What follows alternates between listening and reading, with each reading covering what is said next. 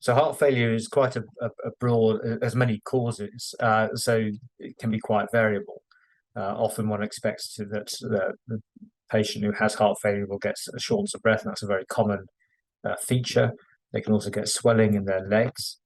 Their sleep might be disturbed, and they might wake up during the night short of breath. But sometimes it can be much more subtle, and they will have little more than fatigue or just feel generally worn out and tired. So it can be a broad range of things.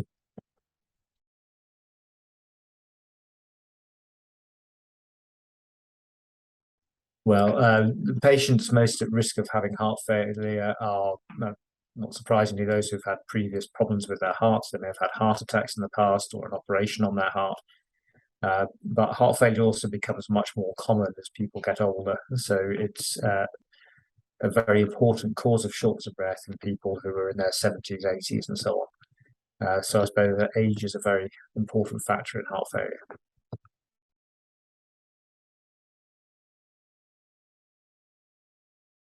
So there's a number of approaches to this. One is that there's a variety of blood investigations can be done. There's a particular hormone that's produced by the heart that can be very elevated in heart failure, as it shows stress on the heart and that the heart pump is not functioning properly.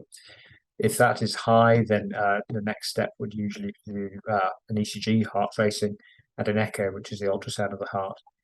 Echo is probably the most single important investigation, as it shows very clearly how well or badly the heart pump is working, the heart muscle is working.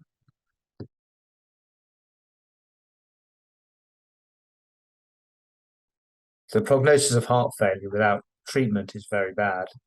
People say it's very similar to some of the nastier sort of forms of cancer in terms of the prognosis.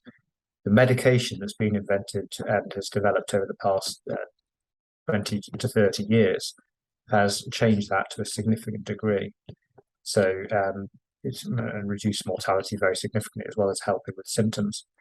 Having said that, it's very important to get the right treatment, and depending on how advanced the heart failure is, there may be other things that are necessary, such as defibrillators, which are like a very advanced pacemaker, to help improve prognosis. So if you do have heart failure, it's very important that you have the right medication and get the right treatment to improve the prognosis.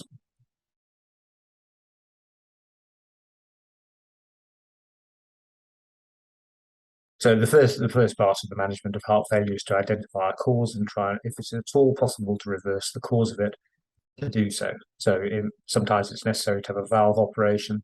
Sometimes it might be necessary to open the arteries up to try and improve the function of the heart.